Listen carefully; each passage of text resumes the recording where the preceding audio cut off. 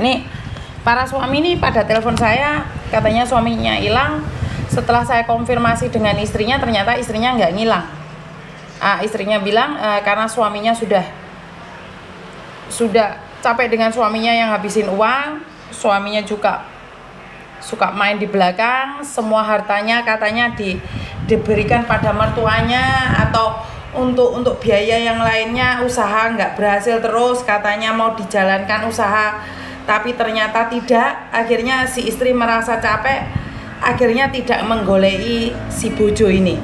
Oke, jadi si istri ini mengatakan bahwa dia tidak menghubungi suaminya tapi tetap menafkahi anaknya.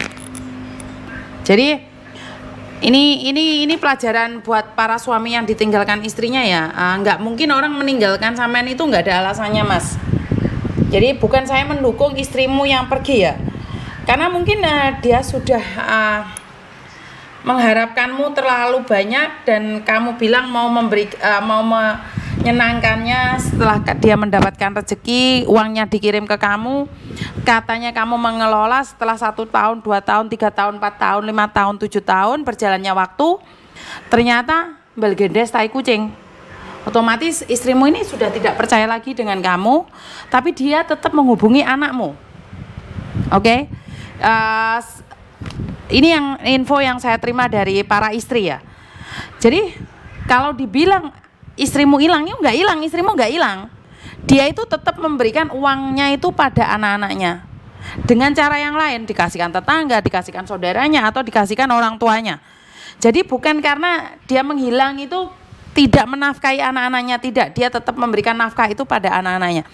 Ini yang informasi saya terima ya. Jadi kalau kamu tidak ingin ditinggalkan istrimu, ya kamu itu ngomong.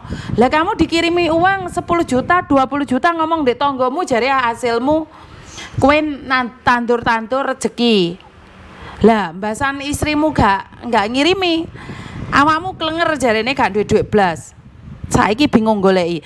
Saya tidak menghakimi para laki-laki ya, saya tidak menghakimi para laki-laki. Kenapa istrimu minta cerai? Kenapa istrimu meninggalkanmu? Pasti ada alasannya. Ya kecuali ya istrinya yang nggak benar, saya no comment ya. Saya tidak membela istri-istri yang nggak benar.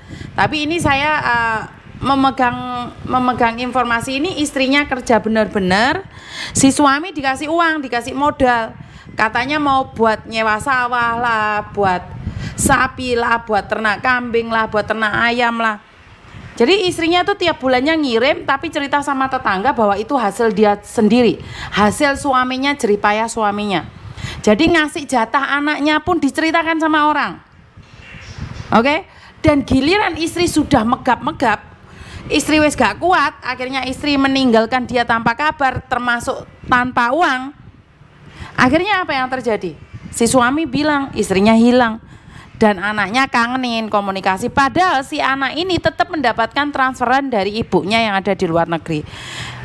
Ini saya tidak membela istrimu yang menghilang darimu ya Mas ya, saya minta maaf ya, karena pada kenyataannya sebagian dari para suami ini hanya memanfaatkan istrinya saja yang ada di luar negeri. Kalian seolah-olah berusaha, kalian seolah-olah benar-benar berusaha, tapi tetap kamu tidak nguangno bojomu sing kerja keras, kerja penuh dengan mental yang sangat berat. Kamu itu gak nguangno. Lek ditelepon bojone selintat-selintut. Ya. Ini saya hanya mengingatkan buat para suami, jika informasi yang saya terima ini tidak benar, skip aja. Tapi jika informasi yang saya berikan ini menyenggol telingamu dan kamu sakit hati, akhirnya kamu marah sama saya, nggih monggo. Tapi jika informasi ini memang benar untuk kamu dan kamu merubahnya, semoga istrimu kembali ke kamu lagi, Mas. Ya. Jadi jangan gini loh, Mbak. Mas, jangan adigang-adigung. Bojomu di luar negeri kowe gaya-gayaan. Wong atase duwike teko sing wedok. Usaha juga dari sing wedok. Ya setidak-tidaknya tetangga itu tahu gitu loh. Tetangga itu tahu itu hasil dari jeripaya istrimu loh. Kowe cerita ndek uang lek kowe hasil usahamu dhewe, ya jelas nelongso istrimu. Istrimu ki ndek luar negeri gak ro isu, gak ro awan, gak ro bengi. Kerjane iku gak leren blas, gorong atine. Dan saat kamu diceraikan oleh istrimu dari luar negeri, jangan selalu beranggapan bahwa istrimu selingkuh. Tepuk dada, tanya selera, kenapa mereka melakukan itu. Mesti lewes kadung istri yang menceraikan dibilangi istrinya yang punya laki-laki lain lah apa. Tanya pada dirimu, kenapa? Ada apa? Bener nggak? Jadi jangan terlalu menunjuk istrimu nggak bener lah, istrimu selingkuh lah, istrimu ada yang lain. Belum tentu juga kok istrimu itu ada yang lain. Soalnya bojomu itu sebel. Wes gak ngerti kudu piye. Wes kesel. Makanya awakmu ki wis ditinggal.